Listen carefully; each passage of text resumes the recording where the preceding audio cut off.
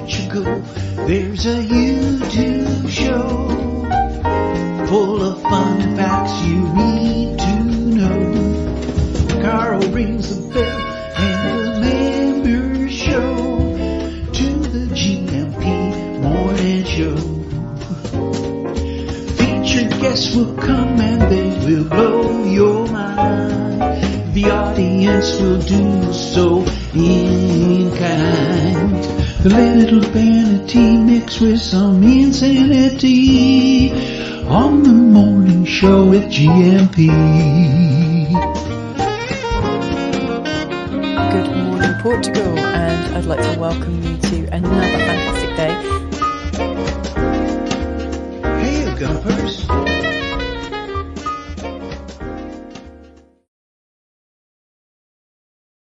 Hola, bon dia, alegria. Munson here with Good Morning Portugal show, a live stream and the podcast. Looking a little bit low in the screen. Let me just adjust that. How are you this morning? It is peeing down. The dogs haven't been out. They are curled up beneath my feet here this morning because there have been some claps of thunder.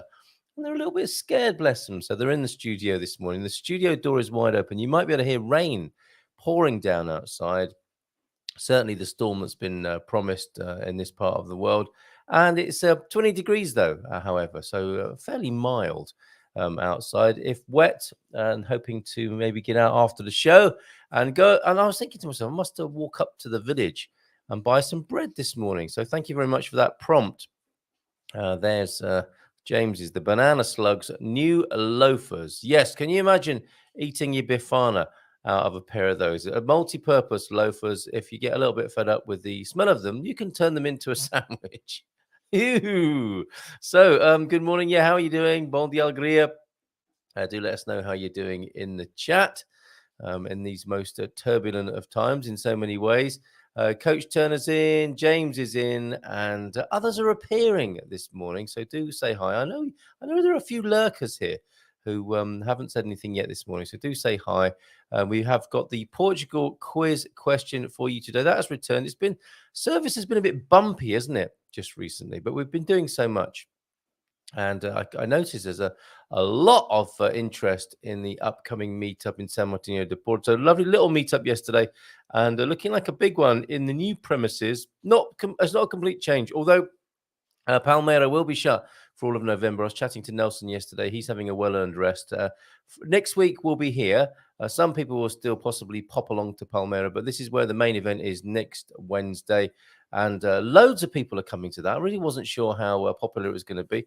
And a lot of strangers, currently strangers, soon to be friends, hopefully by next Wednesday, coming along for the lunch included event at 25 euros. All the soft drinks you can drink, I think, for that price. And I think maybe a Sagres or Superpop might be included in soft drinks here in Portugal. I'm not sure.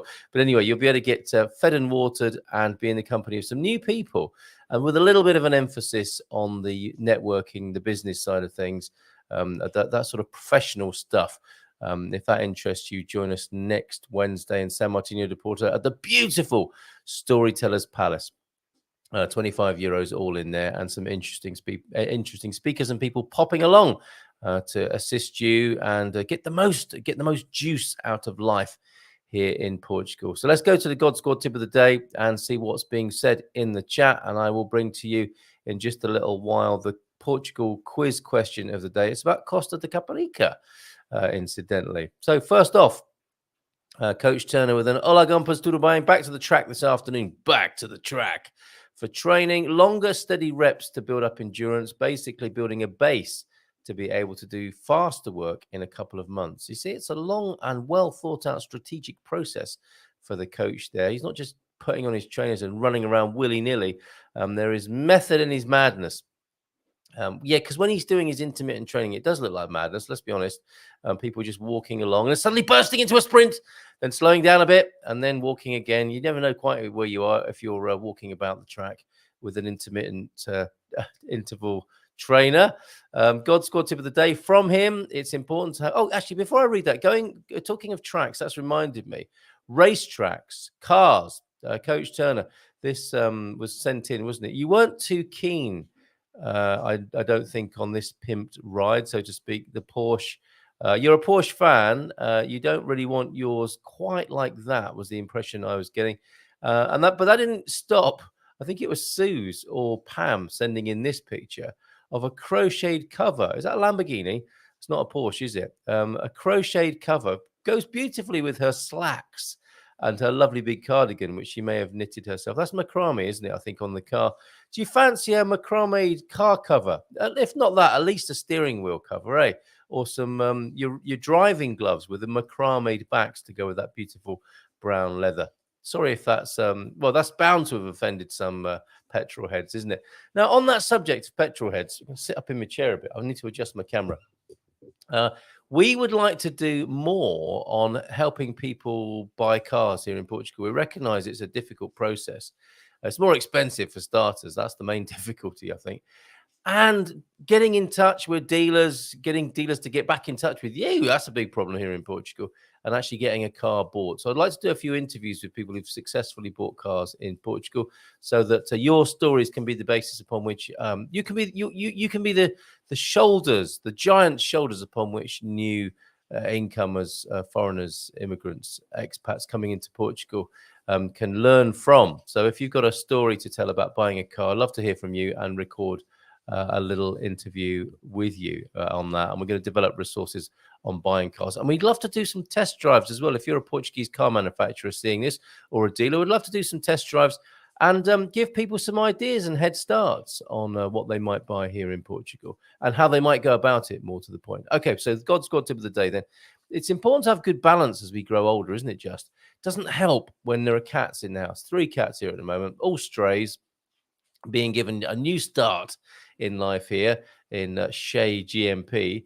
But I was thinking to myself the other day as I was coming down the stairs, and a black cat as well, you see, not seen too easily, runs in between your legs and almost is as if they're trying to replace humanity and taking us out one by one. And I was thinking a lot of old ladies must come a cropper with their cats. I'm presuming they want to be fed and they want to be affectionate, and that's why they're weaving their way in between your legs like that, so to speak. But I was thinking, you little so-and-so. That's not exactly what I said, but I'm imagining a few old folks come a cropper with their cats indoors. So it is important to have good balance as we grow older. And given our point of contact with the floor is our feet. Oh, look, here's the black cat now that I was talking about. You little rascal. Now, don't be jumping around on the desk here. Just sit nicely with Papa, and you can take part in the show. Look. Blending in with this. Oh, and the scratches on the chair, done by cats, of course. Your species are so destructive, honestly. Give me dogs anytime. No, you're not allowed on the desk. Now get down. It's important to have good balance as we grow older. And given our point of contact with the floor is our feet, preferably, hopefully, we should look after them. That means giving them work to do. Okay, so there is actually a cat walking across the desk now. Let's see what happens here, shall we? Let me know if the sound disappears and I'll do something about it. Many modern shoes, says the coach, particularly trainers, provide lots of cushioning, but that means the foot doesn't need to work much. It's an interesting trade-off, isn't it? Comfort, and then what we might be insulating our shoes from. Now, obviously, comfort's very important. We are living a great civilization, a technological... That's the cat pushing the bloody... Sorry, pardon my language, pushing the screen around. Pussing the screen around. Okay, so I've got a wonky screen now. I've just touched his tail. He's flicking his tail in that way that tells me he might just scratch me and bite my hand at any minute as well. Look, listen, pal, it's me that should be disgruntled here, not you. You're interfering with the Good Morning Portugal show here. So apologies for the angle of the camera. That's the cat doing that. Many modern shoes, particularly trainers, provide lots of cushioning. I'm going to have to take a photograph of this and stick it on the screen for you because it is actually in its own way hilarious.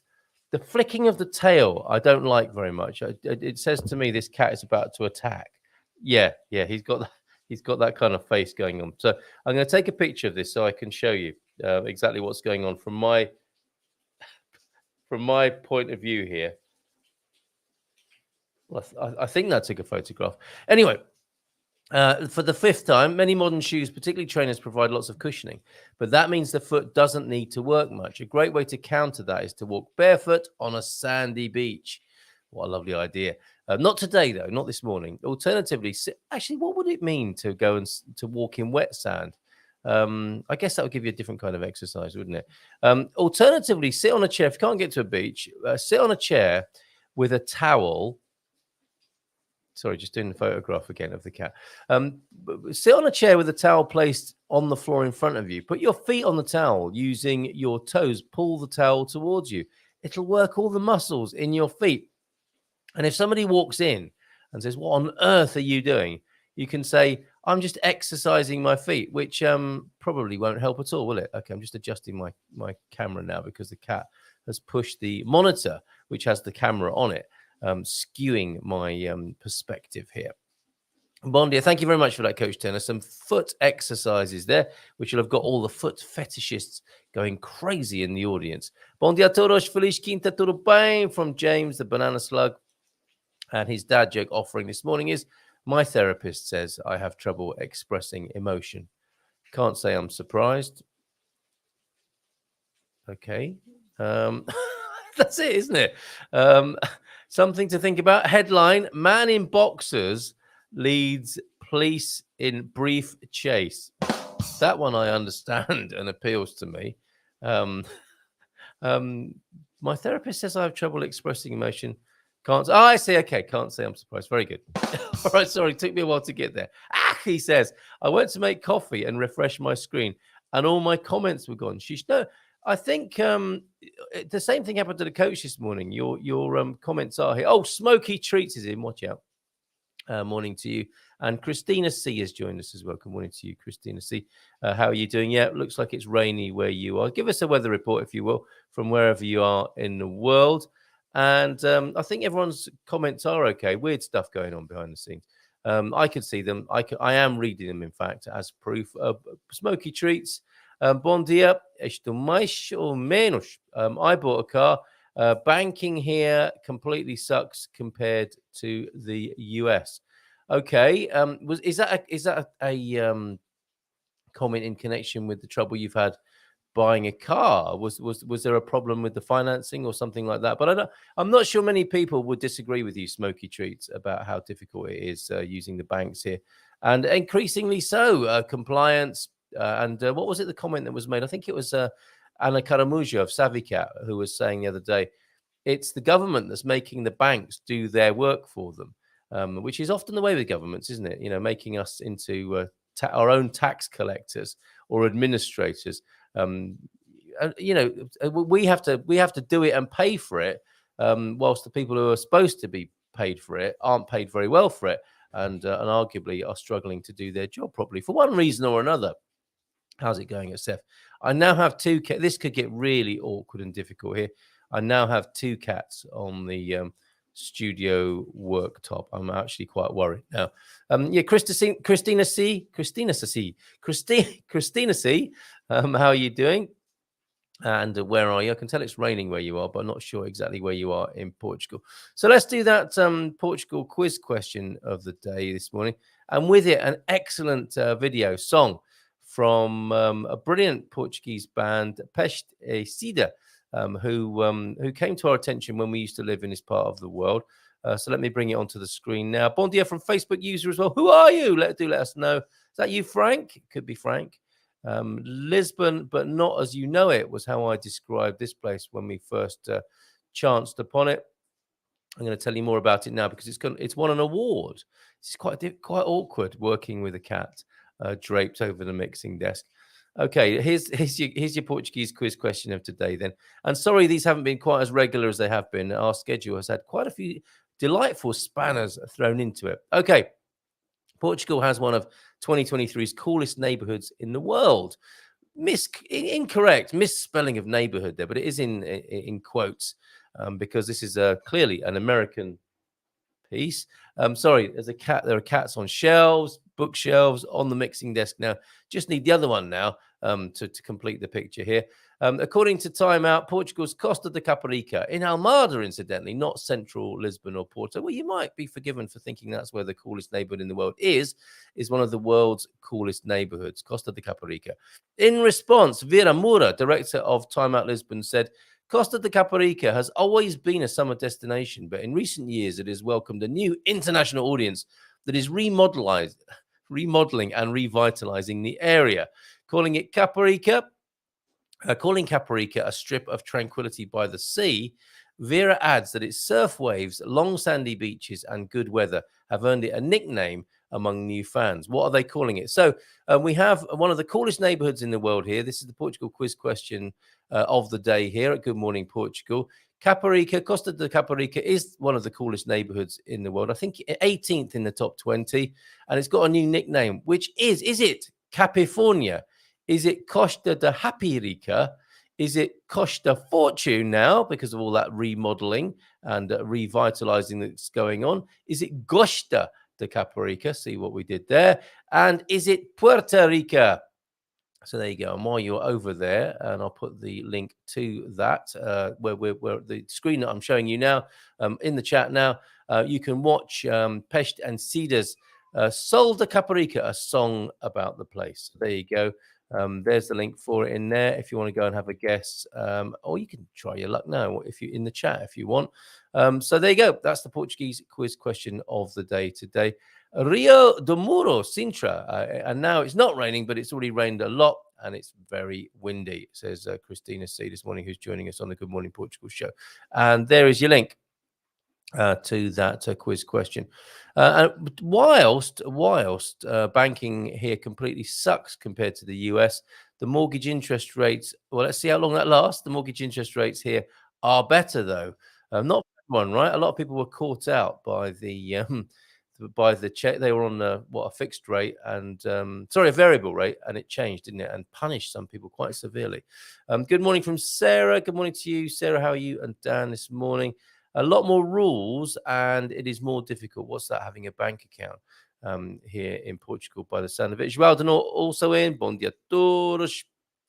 Is it looking much the same in Ponte Lima? Oh, that was Bob, wasn't it, who sent us the picture of Ponte Lima? Oh, João de Norte, you sent me the most delightful picture of Ponte Lima. I'm just reminded of that now, so I need to stick that up on the screen too. I'm seeing Veronica, American in Portugal, usually in the Algarve, somewhere else this morning, getting ready. She has the most delightful backdrop this morning. She'll be with us in about 10 minutes' time while I'm finding the wonderful picture from João de Norte that was sent yesterday. And that's João the mechanic, who's fully booked, sadly. Can't look at my motor this week. Not that João. I'm looking for João de Norte.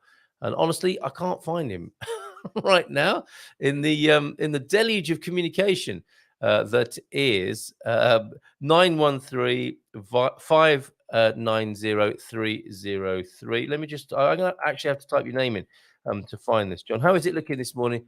Yeah, and you say, yeah, your window is the best and biggest widescreen TV ever. I completely agree with that.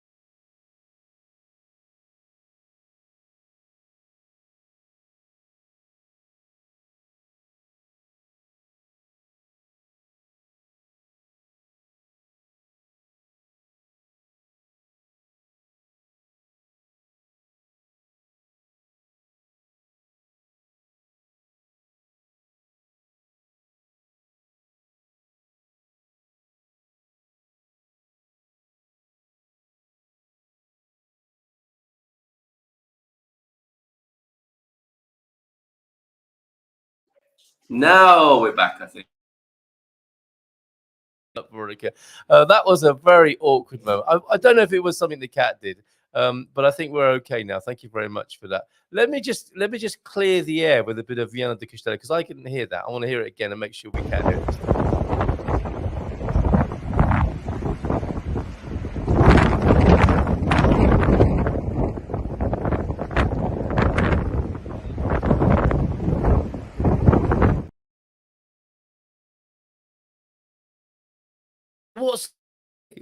We are being muted by external forces here, but I think I'm okay. Now, I think you're right, John. One of the cats stepped on the mute button. Did something behind the scenes here. Very odd this morning. I'm not sure if I can remember everything I said in the last 5 minutes to repeat it, but thank you for your technical support, everybody. Wow. And Christina C, this is great. I wish you a wonderful day to everyone. And what's this correction? Hold on a minute. I need to go back on what Smoky Treats is saying here about buying a car and bank accounts here in Portugal. In US, bank accounts are free, even pay you interest. Here, no interest and plenty of fees. Yeah, you're normally paying about €8 a month, aren't you, for the privilege of having a bank account here. I bought a Tesla and had to pay the cost before they'd loan to me. Similarly, buying a house. Hold on a minute. You had to buy it first, and then they would give you the loan afterwards. Okay, so it's like a refinancing rather than a financing. I think a bit of a correction. I had to pay half the cost of the car before they would loan to me. Okay, so you had to put your bit in, and then the bank would put their bit in thereafter. That's interesting. Okay, thank you. Any more tips about how badly you're treated as someone just trying to run a bank account in here in Portugal? Do let me know in the chat. And we'll go to Veronica in Estoril, I believe, rather than the Algarve this morning in about 5 minutes' time. Just want to have a quick look at the newspapers. We've also got Carl Hyde joining us in Lisbon, the English gentleman in Lisbon, a little bit later on. Another cat on them. This is the other cat, by the way, now, who's walking across the desk. Come on, you. Down you go. Oh, my goodness. What a morning. This is because, the road to hell is truly paved with good intentions. I'm thinking to myself, these poor creatures, it's raining, it's thundering. I better let them in the studio with me in case they're scared about what's going on outside. And this is how they repay me. Swines. Okay, dogs are behaving fairly well at the moment. A little bit of a banking tip here from James. Activo, a subsidiary of Millennium BCP, is free, and you can do all your banking online. So that's interesting. How easy is it to open an account with them, James? Can you point us in the right direction? There maybe a link would be good too. And I thought it was Mrs. T's hairdryer messing with our Wi-Fi. No, I think it's the cats. Which has only increased my suspicions that cats are trying to replace human beings as the dominant life form on Earth and are slowly taking us and our technological systems out in a stealthy kind of way, as you've seen this morning, as well as trying to trip me up as I'm walking down the stairs. Okay, let me look at the Portugal news first. We'll have a look at the front pages of the English language news sources here in Portugal. And we'll start with the Portugal news this morning. What have they got on their front page? They have airlines historic milestone. What was that? Arrived on time or took off on time? Let's see what they have to say over there. Can you hear cats growling at each other now as well? Unbelievable. Okay, I'm going to the Portugal news front page now. You should be able to also see it on the screen now. And we looked at that earlier on, didn't we? The Portugal entering the list of coolest neighborhoods. That will give the game away on our Portugal quiz today. SATA Group of airlines reached for the first time in the history the milestone of 2 million passengers transported in a year.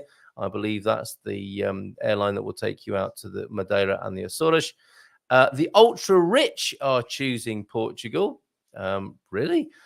Could religious heritage mitigate the housing crisis? That looks interesting. Is the plan there to move everybody into old castles and museums? Let's have a look then. Abandoned or underutilized religious heritage can be reused to house people in vulnerable situations. Well, that's a novel but good idea, isn't it? You might think, mightn't you, a Christian house of God might be perfect for helping those in need to provide a roof over their heads. And a very nice one too, if the castle being shown here is anything to go by. This is what researcher from Dynamia CET-ISCTE,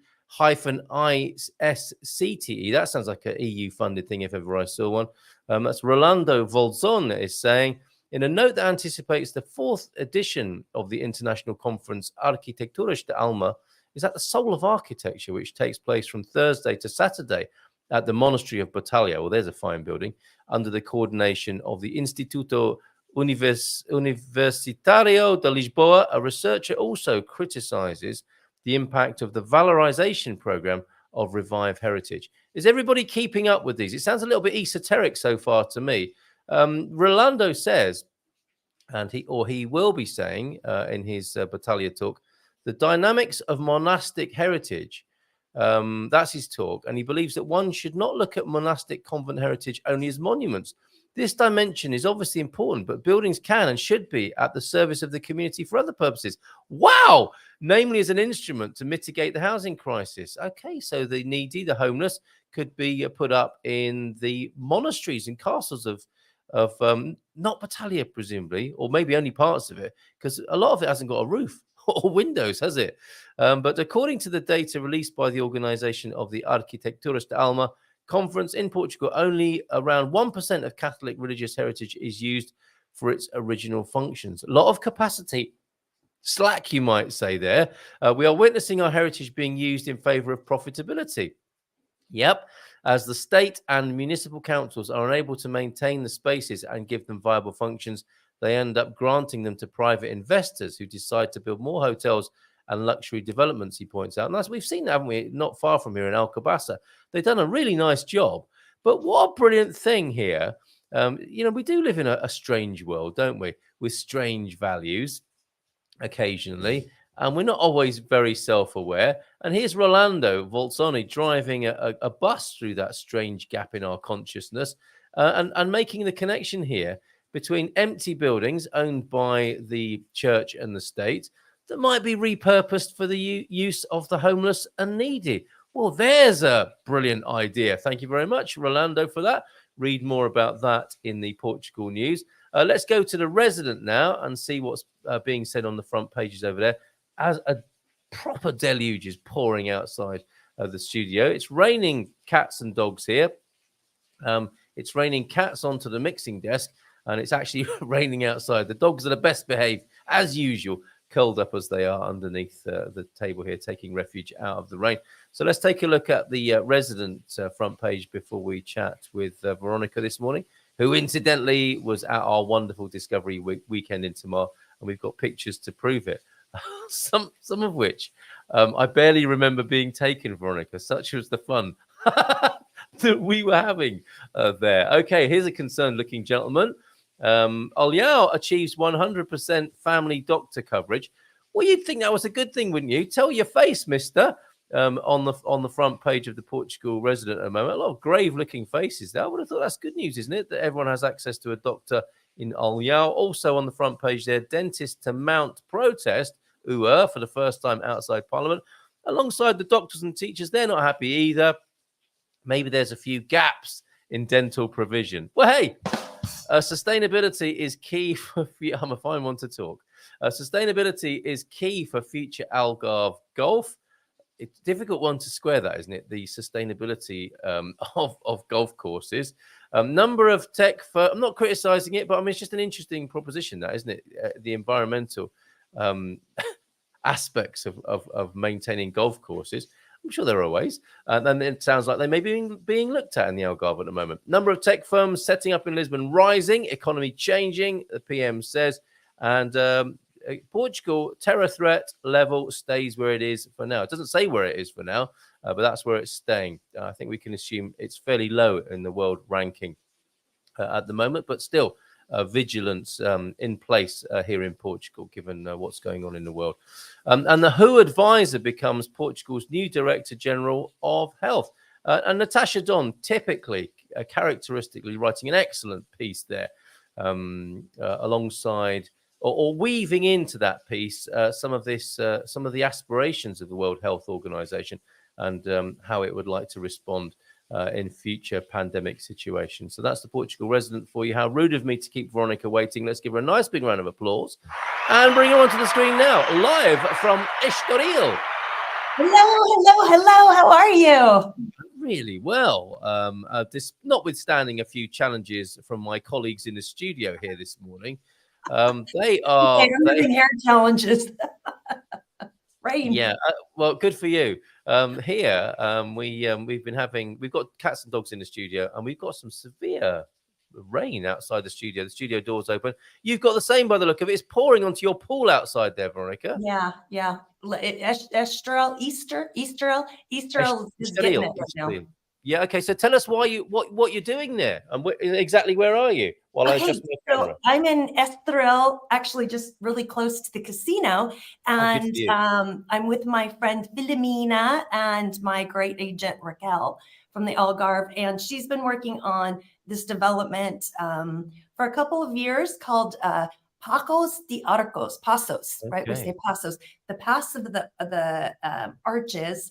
And this is where the old king used to sit at this palace and look down at the river to see the boats coming in with all of their great gold or spices or whatever they had. And then there was the little spot below where he would make sure they were all getting taxed. And so they got 3 units attached. Yeah. He was watching his taxes. This buddy, what gold do you have for me? So he wasn't just admiring the view; he was just making sure everyone was going to pay tax on what was coming up the river. Pretty much. There's so many beautiful views in Portugal, but it is pretty impressive, looking down. And the restaurant was called Dinas because that's what they paid their taxes in. And Filomena, I'll have to double check that I called that Dinars, right. like the Roman denari. I guess yes. Okay, a connection there, a Latin connection. All right, very interesting. So much is from Rome, but even that building's pretty amazing. Like you want to wander in if you're in the area. It's got the beautiful brick inside, and they've turned it into a restaurant. So it's pretty cool. So theirs are 3 units attached to the side of the palace.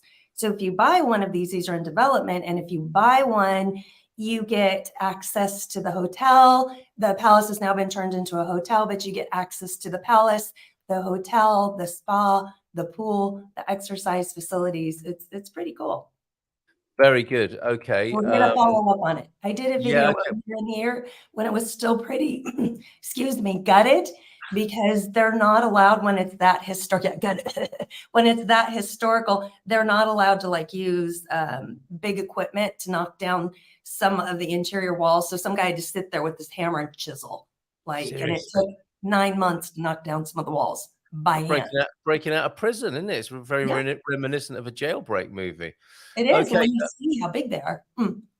And now, we'll come back to the movie because I've got it in. You sent me a file, and I'm just trying to open it and find a way I can present it. But I'm sure it's well worth having a look at this. Let me try. I can resend it. I was sending it from upstairs, and it didn't have great internet connection. It's come through okay. But have you got it as an MP4 or something like that rather than an iMovie? Is that possible? I don't. I'd love to show it. Why it would send as an iMovie? I send you stuff all the time. You travel and your devices go wonky, right? Yeah. True. I steps on you. All sorts of challenges this morning. Let's look for an app in. Yeah, I'm struggling to open that particular file that you sent. Did the other one that I just sent about the cat come through? And they came through just fine in that. I know it's silly and a waste of time. You don't need to show it. But you're talking about the cats. When I was in Tomar, I helped this cat off the tree. Then he wouldn't stop following me. It was a cute little kid. That's what happens. They're like sort of feline grifters. They see an unsuspecting passerby, and they need to eat. And if it goes really well, they'll end up with a new home. So that's our experience here. And thank you for your. I'm going to show that video now while you're trying to find the other one of this property. Yeah. Let's get this video of the cat shown here. Because that's a whole lot easier to show, and a few pickies as well that you've sent of Tamar. Oh, those were so fun. We were having so much fun in Tomar. I happen to remember it, but that doesn't mean that we weren't obnoxious as heck. We weren't obnoxious, were we? I certainly hope not. Oh, I'm having a lot of problems this morning. I'm trying to load your cat video, and I've already got too many videos here. So let me just try that one more time. And have you got a slightly sore throat, Veronica, because of all the reveling at the weekend? I haven't quite recovered yet. Yeah, that always had affects you in the throat. And then I came home, did a whole bunch of stuff for just a couple of days, turned and burned, hopped the train, and here I'm in Estoril. Turned and burned. What is that turn of phrase? Turned and burned? Like turn around and off you go? Yeah, turn and burn. Brilliant. Excellent. Okay, here's the cat you met in Tamar, given that we've got a somewhat feline theme this morning. Did he get down from the tree and now he's my friend? And I'm in black and he's in black. I think are you my friend? Yeah? Okay, I'm gonna go meet up with my other friend. Okay, see you later. Uh-oh. Uh-oh. If you help one, you own one.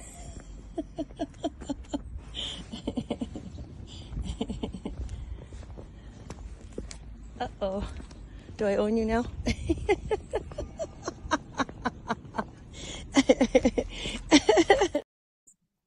Too cute. I had to stop it there because I could see you were talking, but we're muted while the video is playing. So what happened in the end there, Veronica? I didn't take him home, but he was so cute. He was a beauty. And then because we did talk, didn't we, recently about how in Portugal black cats are unlucky rather than lucky. Not for me. Not for you. Yeah, of course. It's all very subjective, isn't it? Well, I'm the Friday the 13th birthday girl, so. We had that, didn't we? We had that as well, didn't we? We enjoyed a Friday the 13th last week as well. Here's you later. Is this the same black cat here? Let's just, we're going to be muted again, but just let's quickly have a look at this other or the same black cat in Tamar. Look at Kitty. We were just talking today about black cats and crossing your path, and for me it's good luck. So we just got good luck. Hi Kitty. Was this one hissing at us earlier? Yes, it's the same one. Hi Kitty. Are you looking for food? He was up here going the little short tail. Hi baby. Okay, so when we were talking about evil cats, that one was pretty evil. He was okay. I was They all are. They were walking down the street earlier. He was like, well, every time I'm making some progress with cats. There's one here called Jenny, and she's growling in the corner at the moment, obviously for some reason. And I make friends with her, and next thing you know, they're biting you or scratching you. I can't get my head around cats. Give me a dog anytime. Anyway, we saw the lanes there of Tamar, didn't we? Thank you very much. That video is through now. 4 minutes worth, yeah? If that's not too long. It's just that's absolutely fine. Brilliant. Well done. Thank you for sending that. Let's just complete on Tamar here, because before we come to this beautiful property that you're talking about, and of course Carl Hyde at 9:30 this morning.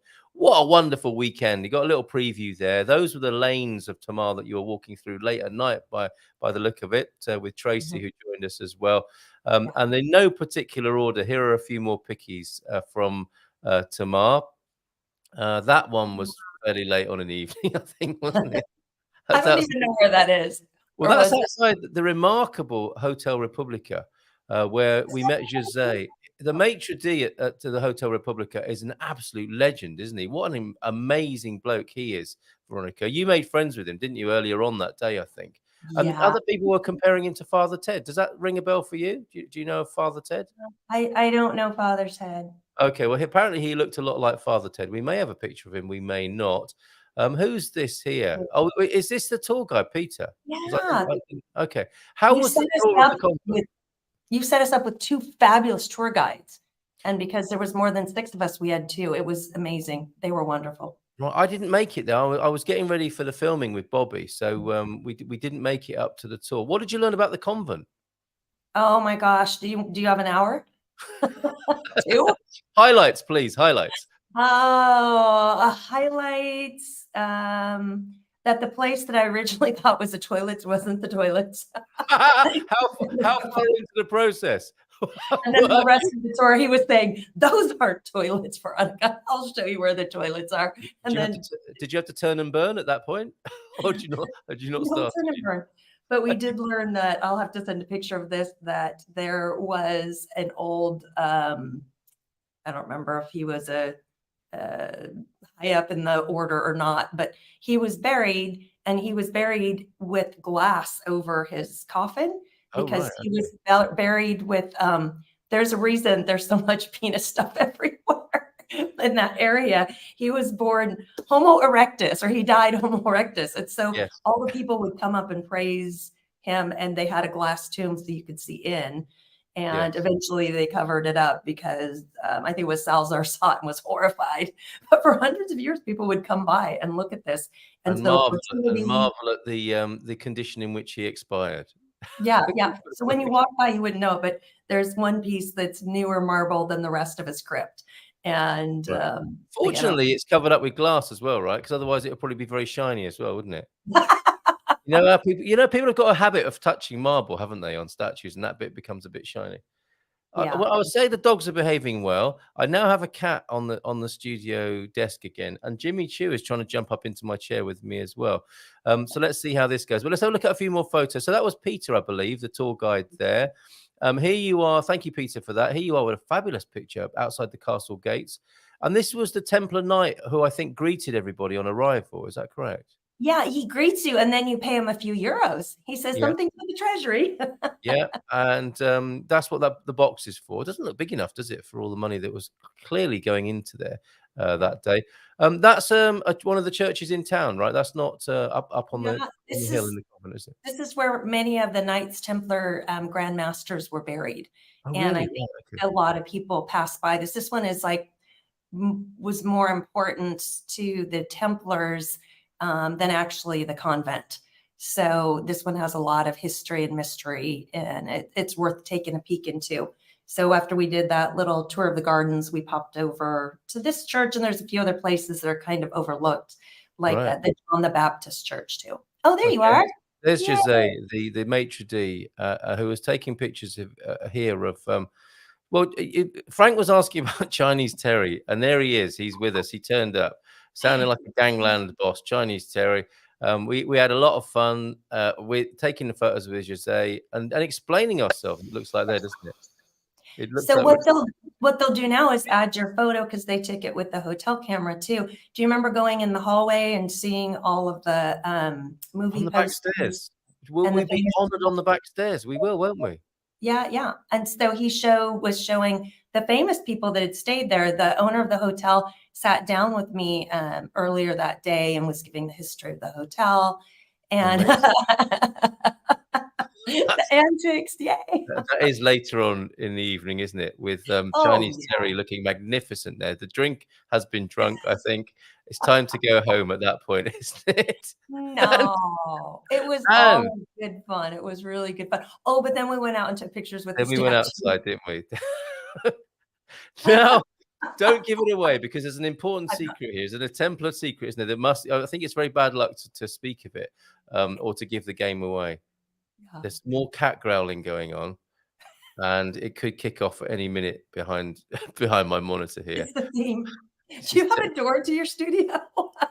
The door is open. There are like, the French doors are open to the outside, so that the animals could come in and take refuge from the rain and thunder and lightning and so on. Very, very frightening indeed. But they've taken advantage of my hospitality and made life very difficult for me this morning. Taking advantage of the situation. So superb, happy, fun times there in Tamar. Thank you so much for coming, you and Tracy and everyone else who joined us. Would you recommend these sorts of weekends to other gumpers, Veronica? Oh, yes. First of all, thank you so much for letting us to come up. It was that morning we were talking about it. We just right. I'm like, who wants to go? I was said, okay, I'm going to come. And you were the one, Carl, that said, hey, why don't you see if someone else wants to come with you? Because it's about 4.5 hours or so of a drive. But Portugal isn't huge, from north to south. It's 8-10 hours north to south. So not too difficult to get. And on those major highways, super easy as well. So well done for jumping in your motor and coming up with Tracy. Thank you. It was a girls' road trip, but basically in the end, then, wasn't it? Oh, we had so much fun, but we had fun with the whole group. So thank you for organizing it. Thank you for letting us go. And yes, I would highly, highly recommend it to everybody. I would go to the next one, but we've just put on an event for the ballet school to earn some money, because there's a lot of kids that can't afford to go. Oh, But excellent. so are they certain time? Like what's the schedule? Why don't you tell us a Well, little it's bit? meant to be the second weekend of each month, but we have to adjust it for people's schedules who need to be there. The next one is at the beginning, the first weekend of November in San Martino de Porto, and it will be the second weekend of December as planned for Coimbra in December.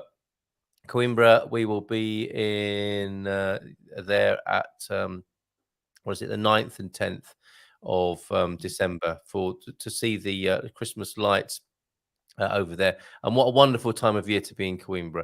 And then we'll furnish the plan further for next year. Ben Austin also deserves a shout out, doesn't he, for doing such a good job on the ground.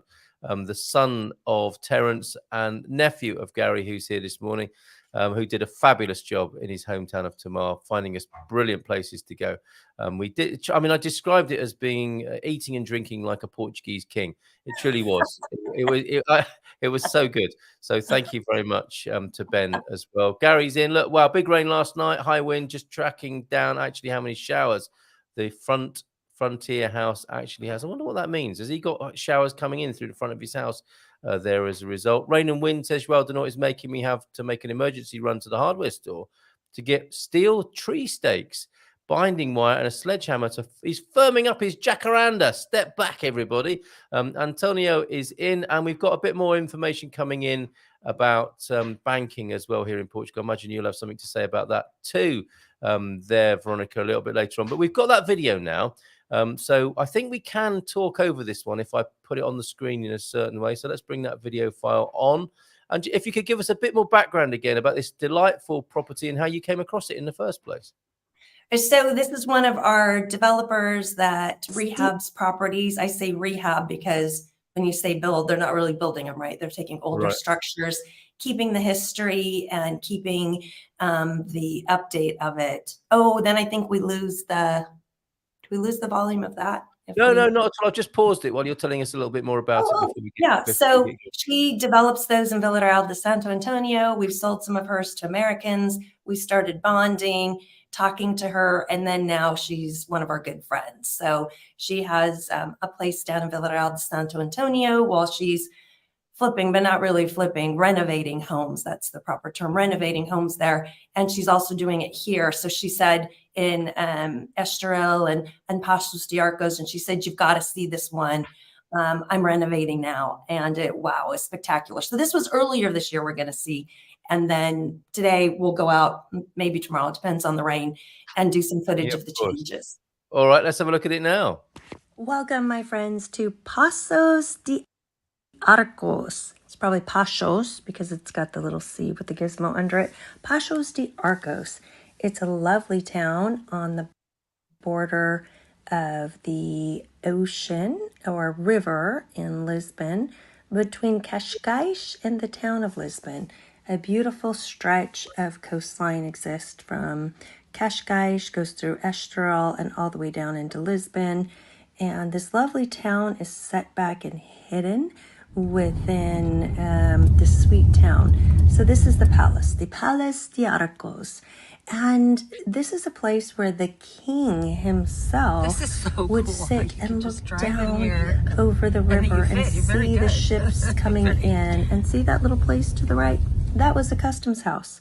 So he would watch as the ships came in, got charged their customs, and then he would see how rich Portugal was. This building here is an annex right to the side of the palace. And my lovely developer Filomena and her husband Beleros are developing 3 units to the side of the palace.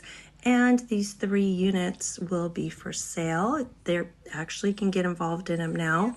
One's already sold. One we're having a buyer in this weekend, and then they'll have 1 more. The town is really unique in that it's small and intimate, but still has many things that you can do around town. Here's a quick view of the plans and the property itself. That was creepy going up those stairs. So much more has been filmed, and I'll be able to show you more this week as I go and check in on the property. But those of you who are subscribed to my channel and my MailChimp have already seen some of the videos from earlier this year. This is just a quick sneak peek. Can you imagine doing that all by hand? This Look at is that. for sale, Incredible. even though it isn't And fully amazing finished views, yet, a little but reading nook on you one can side, make a few second level, changes, a few entry updates. level, It's much further mid-level, along than this. Again, I'll big get more lofts video that they later changed this the week. roof But into. if you're interested, just let me know. Send me an email to info@americanandportugal.com. And there's 3 units. One of them's already gone. The other 2, someone's going to come up this week to take a look at. And then there might be Look at it. one It's more if that incredible. one sells. Look at that. Can you imagine that? That's the Count with the story. Oh, great stories about the Count. We could go on forever about this building and the history. Okay, you have to say it in Portuguese for me. Everyone loved him. He was art. It's the name of the town.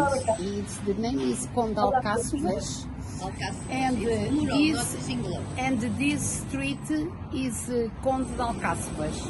Okay, that's the name of the street also. He was a very nice man. Okay, so there'll be mezzanines in each one of the 3? Yes. 2, 1, 2. For that. So 2 mezzanines here. Okay.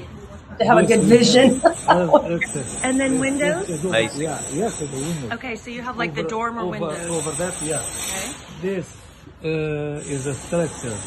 I don't know, like this, but was all destroyed. And because they tried to make... Just amazing views. I mean, that's so spectacular. And then just to the left of there, you can see the big bridge with the Jesus statue, which was September 25th bridge. It's such a You great see that from there? town. Yeah, you just go to the front there and look to the left. That's how close it is to Lisbon. Wow. And then the house that, not the house, the 3 apartments that are being rebuilt as part of the palace property. Oh, and then that's where you can hang out in the palace, have coffees, great views, and Absolutely beautiful. excellent service. The meals there at the palace were delicious. And again, you have access to the spa, the exercise facility, the pool. So you kind of have this little community. So the person who's coming up to look at it this weekend is coming from Villarreal de Santo Antonio and is super excited again about that feeling of community and a town a little bit like Villarreal de Santo Antonio that's smaller, you know, on the river, up here a little bit closer to the action of Lisbon. Superb, superb. And the details again, if people want to get in touch with you about it, Veronica? So the easiest way to get hold of me, I named my stuff American and Portugal, right? It is what it is. This is Good Morning Portugal. That's sometimes you get names of places and go, what? How did you name it that? Okay. Yes. And then it doesn't describe it. So just info@americanandportugal.com. info@americanandportugal.com. That is really wonderful. And thank you. What a brilliantly put together video as well. So superb. Paso de Arcos. Paso de Arcos there, as Antonio is telling us, is by the river, as we could see. The ocean starts by Irish, a few kilometers west there. So thank you very much, Veronica. Thank you, Antonio, for your additional information. Thank you, Antonio. It's hard to tell where the river and the, you know, as that map shows, it's hard to tell. That's always nice. That's always nice, isn't it? Where the river meets the sea is also always a very dynamic place in nature, isn't it? Minor correction, top to bottom, Valencia to Faro is 6 hours on the motorway. Oh, okay, 6 hours. Okay. Well, it's good to know that, though, isn't it? Hardly an inconvenience. And if we do start test driving some vehicles, what a brilliant test to do. If there are motor vehicle manufacturers who would like to film road trips of gumpers going from Valencia to Faro or vice versa, and telling other gumpers and people coming to Portugal how wonderful this motor vehicle is and why they particularly like it, we'd be very happy to do so, wouldn't we, Veronica? More road trips, road testing. Road trips. Yeah, it would be really fun to film. So Tracy and I have an idea to film all the bathrooms on the tollways, because actually it was her idea. We're going inside and they're so cool because they're on the tollways. So they have usually large restaurants. They're full of local crafts with, you know, at the store. And then, of course, really good bathrooms. So if you're on the toll road, they keep them nice and clean. There's little picnic areas. And we're like, well, we should film each one to be like, this is how big it is. This is what food they have here. This is their special drink. Here's a local product. So the next time we go north, we're going to stop at each one and do a quick video. Very good, because they are the Via Verde service stations, I believe, aren't they? They are among the best. You can work in them, you can recharge your stuff, your technology. The food's pretty good, isn't it? And you can buy great sort of touristic stuff as well. Excellent. Okay, maybe we should talk a little bit more about banking and your view on that. I'm sure conversation will come around to the NHR when we've got Carl Hyde with us as well, who's going to be giving us his view of things in Lisbon at the moment. So Ativo, a subsidiary of Millennium, is free. We found out about that earlier on. If you're a citizen, however, if you're not a citizen, you need to go to an actual branch office in many shopping malls. That's good to know, to open an account. And from there, it's all go. Citizens can open online with that. Incidentally, Carl, did you see an article naming Portugal as the 4th least affordable country to run a car? No, I didn't. And I don't really want to, but I think I should.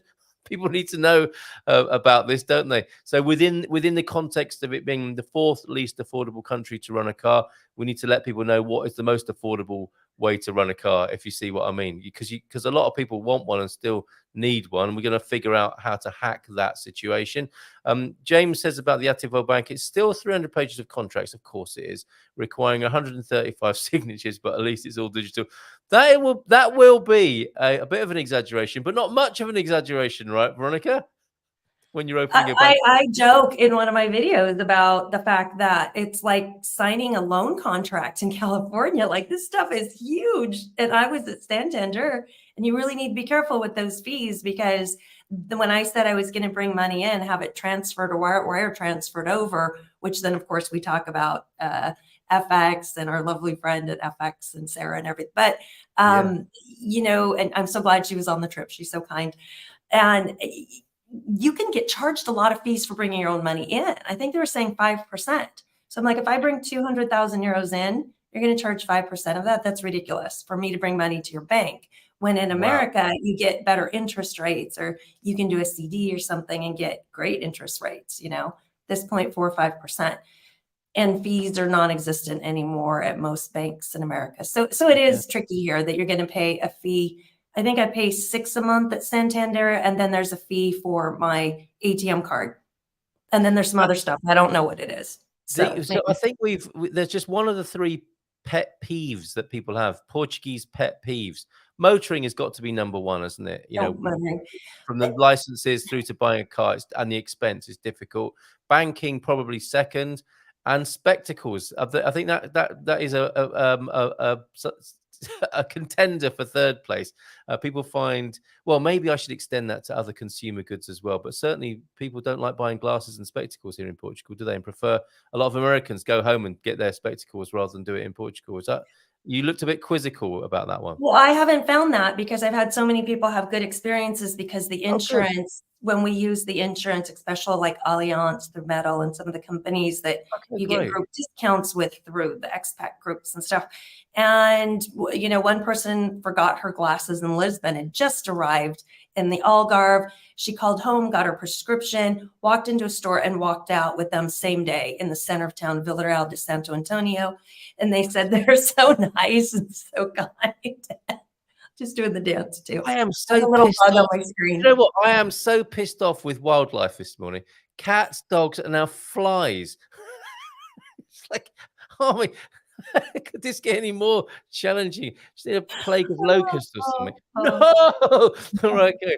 And well, that's your point about cars. Don't bring one. I got screwed on mine. Had to sell it in the UK. It was like 17,000 in fees they wanted. So I sold it, and I had it shipped all the way from the United States of America. There was really no need, except I liked it. It hadn't depreciated. So I went and bought a Kia, which had a little bit of miles on it from the dealer, got it for like 20,000. And I just take it in every year for its service. So I haven't had any issues with it. This year's 4 years. So I have to do the mop thing. Clearly, we need to speak to you. Yeah, it'd be good to talk to you about your experience of cars, because you've got both ends of the spectrum, haven't you? You've had a good experience and a terrible one as well. So it'd be good to talk to you about that. Roadway petrol stops in Portugal are amazing. Fill up and have a leg of lamb for lunch. It's true, isn't it? Yeah. I saw a Kit Kat pizza in a service station here in Portugal as well, which my kids. Well, no. Some pepperoni next to it. I didn't eat it. I just saw it. let's bring him onto the screen. I wonder if he's had a Kit Kat pizza. I think he might. He might go Some there. onions on the side. Hello. Hola, Carl. Bom dia. No, Bom let me just dia, say I've bom never dia. had Kit Kat pizza. Yeah. Okay, all right. You wanted to make it really Carrying clear. a little bit of weight, but I don't eat Kit Kat pizzas. So. Okay. Has anyone watching this morning had the Kit Kat pizza? Oh, I've got a dog trying to mount me. I've got a fly that's definitely mounted my face and forehead this morning. Welcome to Life on Earth this morning, Carl Hyde from the agency in Lisbon. There's only one fly in it. It feels like there's an absolute swarm of them. It's the time of year, isn't it? It's the time of the lazy, drunken fly. They know where to attack. It's this area here and the ear. Yeah. You know? Yes, that's right. That's right. Okay. Well, I'll struggle on manfully here. How are you? How's Lisbon this morning? I'm good. I mean, I don't know how Lisbon's doing because it's just been torrential rain. I mean, it doesn't seem to want to stop the past few days. Yeah, exactly. So it feels like I'm back in the UK, to be honest with you. I've got to say, I really do hate this kind of weather. I mean, this is why I left the UK. It's awful. So yes. I'm praying for sunshine. You know, this is a man who grew up in Manchester. Remember? Yeah, we need it so bad. We're still in drought status in the Algarve. We've only got 1 day of rain down there. So if y'all could get the rain up here and just send it down, we'd be delighted to. Yeah, no worries about that. Veronica, if you stop in every area de servicio on the highway, you'll take a long time to arrive at the destination. As there's one, it's going to have to be its own tour. Don't go anywhere. Just go to the area de servicio and make a film about that little circular round trip. You won't even have to go to any historic sites. Thoroughly modern Portugal at its. Let's get a driver and we'll have a drink at each place because you can drink. These places offer drinking. You're like, why are you drinking and having a cigarette at the gas station? And you get Gary has got a PSV license. We need a minibus, and let's do that. That is a great idea. Carl's up for it as well. Let's do it live. Yeah, as long as you promise, Veronica, not to get like this again. No! I just got sent this. Now, this is a caption opportunity here, and it's already been called "When Tourists Go Bad." What are you about to do to Gary, which has caused him to grimace in that way? I do not know. No, I do not know. That's like, not the best shot, is it? Well, it's the answer to how much whiskey do you want, possibly, but apart from that, to Carl's, how long is a string thing? What'd you say in the other video? How long's a string? How long's a piece of string? A piece of string, yeah. You want a bigger piece of string than that, ideally. Right. Let's before I forget, and because it's so important, the impact that the NHR scrapping has had in your worlds. You are. I've got a lovely. This is something you both do. And which I want to bring onto the screen now. This came from Antonio Barbosa, and I think it's absolutely spot on with the sort of work you both do. And certainly, Carl, a licensed and pro realtor. You're more of a consultant, aren't you, Veronica, in this area? But I think this is true. I wonder if you agree. No, you need to realize that realtor is a trademark name. Yeah. So I'm not okay. I'll take it off the screen. It's a realtor. Take it off before I get sued. You're gonna get me sued, Carl. I am not. You can't say. Even when I was at Coldwell Banker, they put realtor on my card. I'm like, no, you can't do that. Like, you have to join an organization, take extra classes, belong to, like, your broker has to be a realtor. You have to take like extra stuff. You have to pay extra money. It's like saying you drive a Ford and you don't. Like, yeah, it's a car. You can say it's a car, but you can't say if it's a Ford if it's not. And I think a lot of people don't realize it's a very higher level of designation. And the reason Antonio can put it on his information is because he's also gotten the international certifications.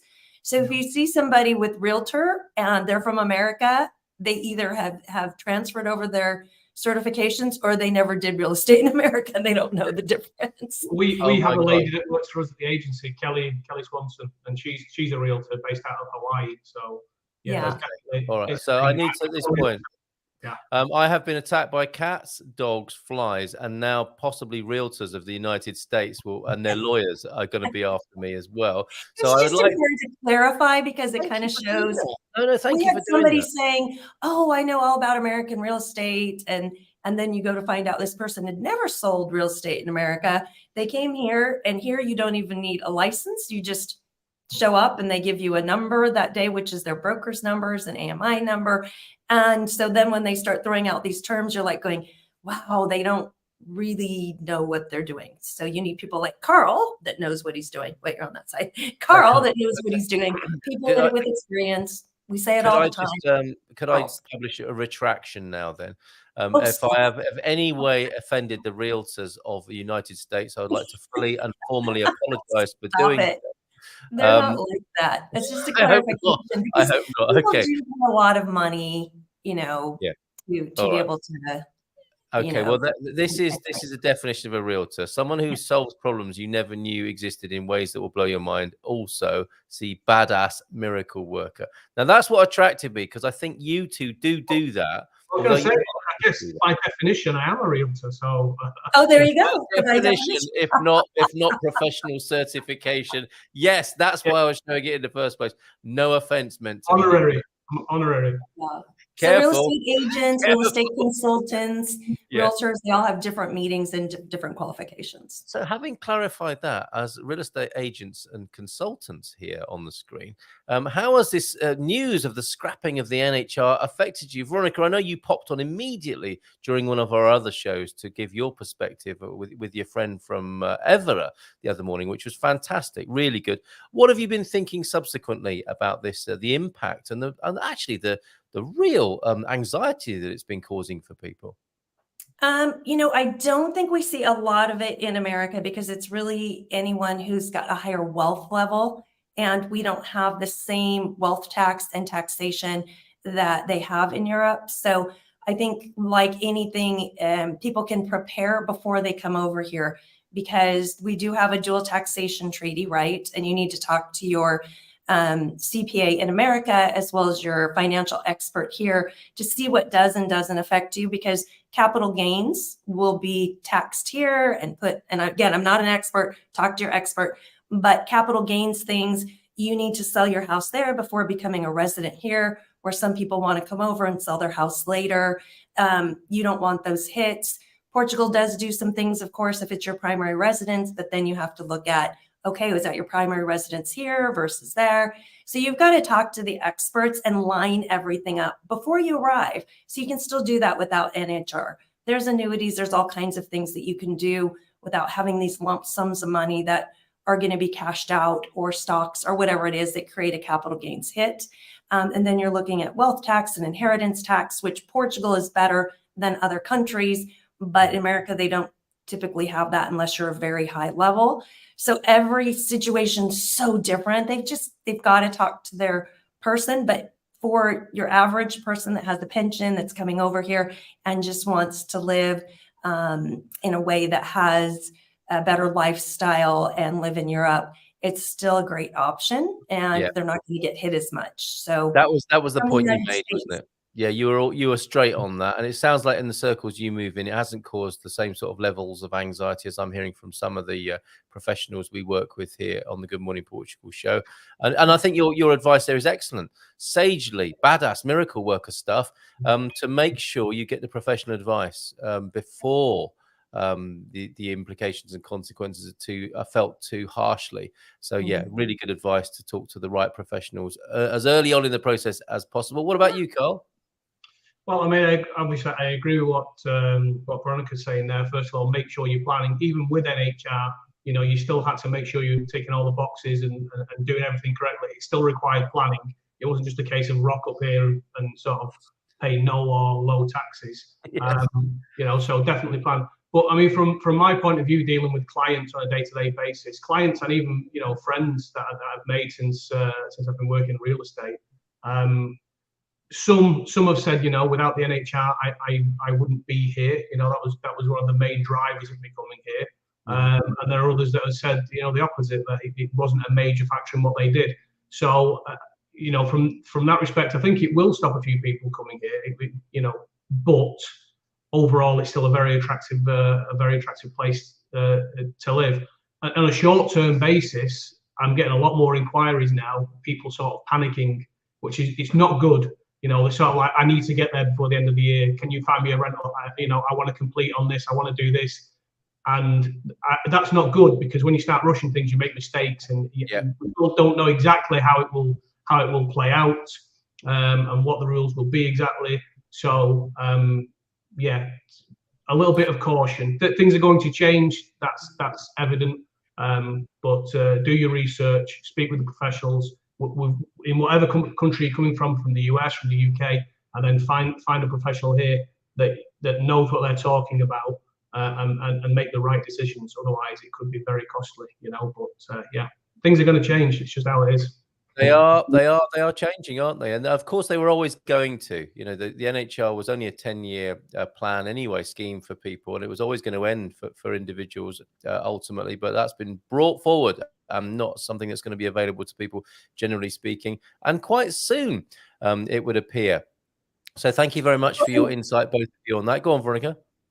When you talk about that, and you said that people came and it was a limited plan anyway, so they came over knowing they only had 10 years of NHR, and then they stayed. So when you look at the statistics at how many people stay, I need to shoot you that graphic, at how many people stayed even after the NHR was up, it gave them that time to plan. So you can still plan in advance before you get here. Do your tax planning and set yourself up properly with the right experts. Again, not with me, with the right tax expert.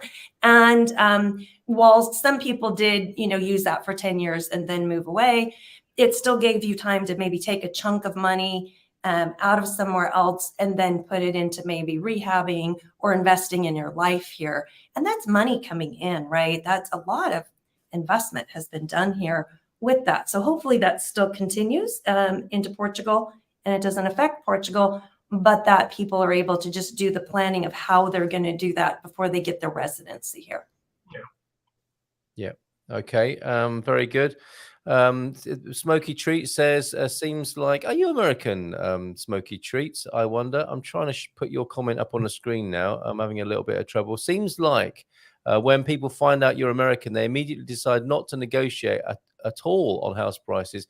Or is that just in general, people aren't negotiating on house prices? Probably your view first, as the American in Portugal, Veronica. No, we just negotiated 30,000, 40,000 down on a house. And, it was with one of the agencies we don't normally like to work with, but we did. We negotiated way down. And your agent should be a good agent, be able to do this for you. And why are they even explaining anything about who you are? Why are they telling the other agent if you're American or not? If they happen to be home, just kind of keep your conversations quiet. And they shouldn't be telling them whether they're Australian, American, British. It's none of their business, right? So this is, again, that dual agency thing. If you have an agent that knows both sides and then goes, oh yeah, the Americans will pay more, and is negotiating for his other client instead of for you as the buyer, it's a problem. It is. Carl? I think that it sort of comes out in the wash, though, where the clients are from. I mean, I'm sort of negotiating for a client at the moment, and basically, and I ask the question myself sometimes. I ask my colleagues, what their experience is, but I do think it does happen, where let's say you've got a property listed, I don't know, let's say it's 500,000, and the owners are just like, no, that's the price, and you sort of go back and back again, and that's the price. And look, sometimes you'll walk away. Obviously, it comes back to what the client is prepared to pay. That's always important. What are they prepared to pay? What are they happy paying? But I think they probably do take a harder stance, and you do need an agent there who can perhaps push on your behalf. But there's no set rule. I see this asked quite a lot in sort of Facebook groups. What's the standard? I've heard that you can't negotiate, and then other people say you should start at this point. I mean, there's no set rule here. You can negotiate. It's what you think the property's worth. If it's listed at 500,000 and you think it's a bargain, then go and buy it. And if you can get a small discount, that's fantastic. If it's listed at 500,000, but you think, look, there's other things in the area comparable at 450, then you need to get the price down. So there's no sort of set rule here, But I think, I mean, if people think American, they just think wealthy. They just do.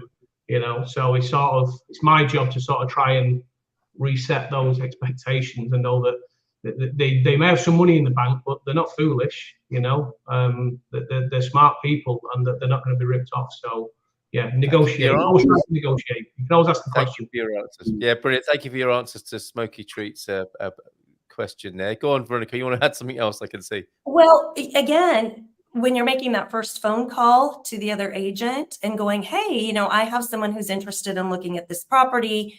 And, you know, it looks like it's priced a little bit high for the neighborhood. Is there going to be room for negotiation if I bring this client to see it? Like, so there's kind of like, you can kind of pull some information if the agent goes, oh man, that thing's been for sale for 4 years and they're never going to drop the price. They don't want to drop the price. The one that we just negotiated, they actually said that. They said, and it had been for sale for over 1.5 years. And it was priced too high because you can get your comps, you can do a CMA, you've got the same tools, you can run the analysis and show what things are going for similar properties in that area. And you can show that to somebody, but if somebody says, this is what I want for my property, it is what it is. But again, the other agent on the one we just negotiated down quite a bit, it had been for sale 1.5 years. They were like, we're not coming down on the price. And we still got them down. I think it was 35,000 actually. Good work. So, okay, brilliant. Brilliant. And what's a CMA? Current market analysis or something like that?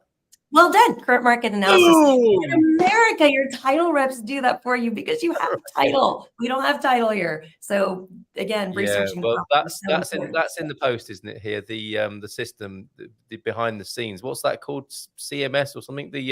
Your behind the scenes system with all the details of the properties. LMS. What's it called?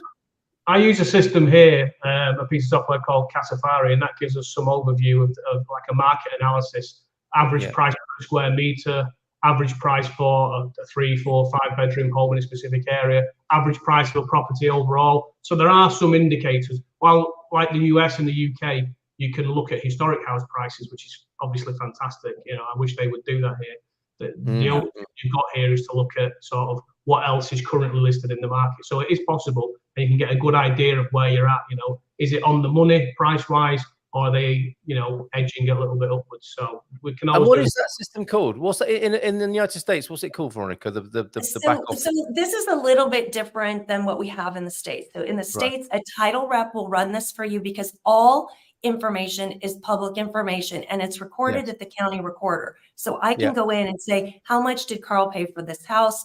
Actually, you can look it up online. They don't have that information here. That's private information. You know how much a place is listed for, but you don't know how much it's sold for. So when you're gathering that data, it's like a Zillow, this Casafari is like a Zillow. It's scraping all the data from all the sites and seeing what it was listed at. So it's kind of what a listing price was. And then when it's taken off the market or marked it sold, then it kind of gives that price, but only if they dropped it. So let's say it was for sale for 100,000, easy math, right? 100,000, it sold for 80, but the agent didn't go in and mark it as sold. It's still going to show that it sold for 100 and he's not going to put his 80. So this is where an expert like Carl, he's talking to everyone in his office and going, hey, you sold that one. How much? You sold that one. So it's really knowing feet on the street what sold too, because these tools are great, but that's listing price. And then you can dig in and say, oh, wow, that one was listed for, 3 years, because they'll relist to make it look new. One will take it off. A new agent will get it on, because one of the tricks to listing that we've seen with some unscrupulous places is that they'll go in and tell somebody, oh, you want to list your house? What do you want to list it for? And list it for whatever the client says, instead of telling them, this is what your property's worth. This is the quickest way to sell it. Does this seem reasonable? And counseling them. Some of the new agents just are so excited to get a listing and see it as a marketing tool that they'll just throw up whatever price. So that's not always an indicator of the real price or what it's sold for. So the big thing is having a knowledgeable, I keep pointing the other way, a knowledgeable agent. And again, Carl, who is talking to everybody in the office. He's seeing what people have been able to negotiate to, and with his own clients, that makes the difference. And for America, where it's logged, it's sold for this much. Yeah, I do all that, and then I do actually have a lady who I refer things to as well. So if a client asks me if they would like a deeper analysis on price, then I have a lady who has a business. She does market analysis and price analysis of houses, and we do the same thing for listings as well. So if somebody's got something, I can give a good idea. I think, hey, that's worth $500,000. but I can also get a deeper analysis done on many more sort of metrics, and get a more accurate overview, so we know, you know, we're getting the most value we can for our clients. So what a lovely little business that is. That sounds great. Get in touch with Carl if you want access to that service. MLS is the name of the acronym I was looking for. I was thinking, is it PMS? That's something very different, isn't it? And it's not. Oh, the multiple listing service. So the multiple listing service is kind of like your ideal list or whatever here, but it's legitimate, and that's from realtors. So realtors usually have a realtor organization to have access to the MLS, because their association will purchase a system, and everybody who is a realtor and part of that MLS group will put in the data, and then they can pull a basic market analysis from that. But the good stuff, the gold, is on sold properties, and that's coming from a title rep. So the title reps are the ones that dig into the county recorder and make sure you don't have like a mechanic's lien. So let's say, for example, Carl, you were working on my house and I didn't pay you. You can go down and get a lien against the property, and the title reps, well, the title companies do all the research to make sure we say there are clouds on title, so that there is no cloud on title, no bad things against the title, which then prevents you from really owning it, right? Because when you go to purchase it, if those clouds come first position, it's a problem for you. So, and sometimes they're caught at the notary, sometimes they're not, because you have different agencies in play, right? So if it wasn't filed, so let's say I sold Carl a house, I owe you 50,000 euros. He sells it to me, it transacts, the transaction goes through, and in the meantime, you were putting a lien against the property. Then that hits, I own the property, I still owe that 50,000. Yeah, well, I know people are working on an MLS for Portugal. It shouldn't be too long now. I didn't find that negotiating issues occurred because I was an Americans as ocean dweller. I found that people don't want to negotiate too much because there is high demand. Of course, that's the most obvious factor right now in the market, isn't it? Right, we've got a property to look at from you, Carl. Before we do, it appears you live very close to one of the coolest neighborhoods in the world, not just Portugal. And it was, of course, the subject of our question today. You might like to have a go at this. Portugal has one of the coolest neighborhoods in the world. That's Costa de Caparica, and it has a nickname. Is it called Capifornia now? Is it called Costa de Happy Rica? Is it Costa Fortune because of all the people buying and doing up property around there? Is it Costa de Caparica because people love it so much? Or is it Puerto Rica there? What do you think the answer to that might be? You live there, Cole, or near enough. Oh, I know the answer. Can I say the answer? No, you can't. Okay, I'm getting rid of that now before he spoils it for everybody. Okay, let's have a look now at this wonderful property you want to share with us. And thank you for bringing that to our attention. How cool are you living there? You have a beauty for us. What have you got for us this morning from the agency?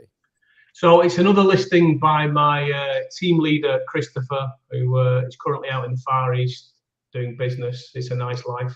Yeah, I didn't get invited. Yeah, we've got this fantastic place. I think I say this quite a lot, especially with Christopher's properties. If I win the Euro Millions, then yes, I remember you saying this. Yeah, yes. But this really is a special place.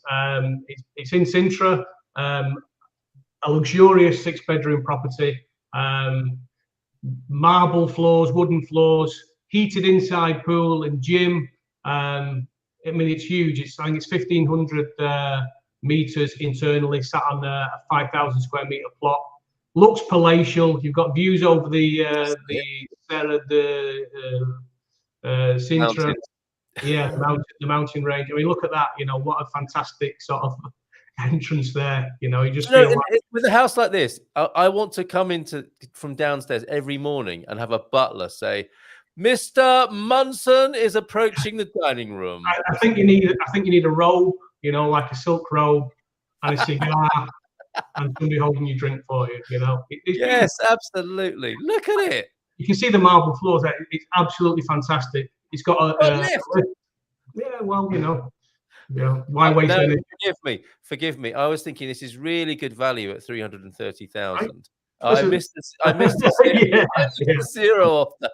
Yeah. Okay. Listen, I actually think it's great value at 3.3 million because look, I mean, it's just amazing. It's luxury throughout. It's in a fantastic part of the country. I mean, you can't get much better. 30 minutes from the airport, 30 minutes from Lisbon, tranquil, no neighbours to worry about. Therapy room right there. therapy room. Yeah, we all need one of those. Indoor pool and gym, outdoor pool, huge garden.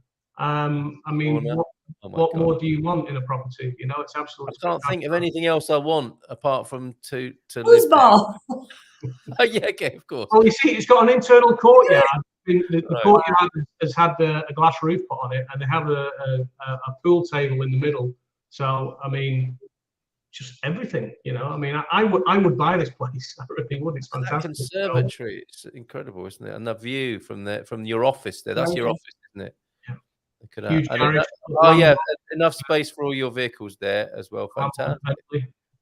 That is superb. Thank you very much. So that's with the agency at the moment. We do have to say goodbye. I'd love to give you a last word, both of you, before we play the end sequence. And there it is on the. Do you think this looks like a big cat when you see it from the sky? Portugal looks like a poised big cat. Well, maybe it's just me. But thank you for sharing that with us. I'll put the link in the chat. Last words from both of you from before Mrs. M takes over this morning with her barefoot broadcast. You first, Veronica. Ladies first. I think no matter where you decide to buy, and I think this is true in real estate altogether, use a good, preferred agent. Make sure you get a lot of referrals. We're hearing more and more kind of bad things popping up. So use a good referred agent. Don't just walk by a shop. You really need somebody who is there for your best interest, doing the best thing for you, and plan. I think that's the big thing we've come into between NHR and everything else is plan your move, where you want to be, what you want to do, take the time, and then pull the trigger. And don't get panicked. Yeah, don't get panicked right now. It's quite easy to. Thank you very much, Veronica. Carl, last words to you. Yeah, exactly that. Take your time. Don't believe all the FUD that's out there, about rush. Don't make a mistake by rushing into a rental or pushing your move through. Take your time, sit back, and make sure that you're making the right decisions. It's still a fantastic place to live. That's not changed. I don't think that's ever going to change. So yeah, take your time, relax. Brilliant.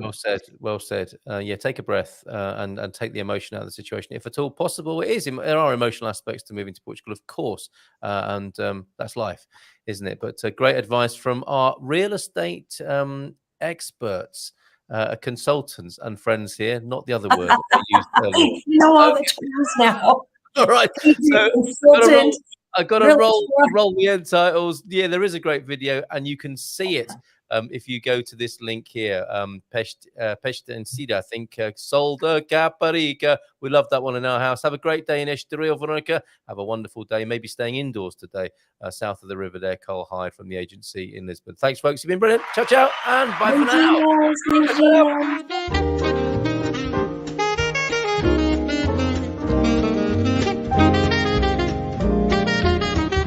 Bom dia, Portugal! In Portugal, there's a YouTube show full of fun facts you need to know. Carl rings the bell and the members show to the GMP morning show. Featured guests will come and they will blow your mind. The audience will do so in kind. The little vanity mixed with some insanity on the morning show with GMP. Good morning, Portugal, and I'd like to welcome you to another fantastic day. Hey, Gumpers.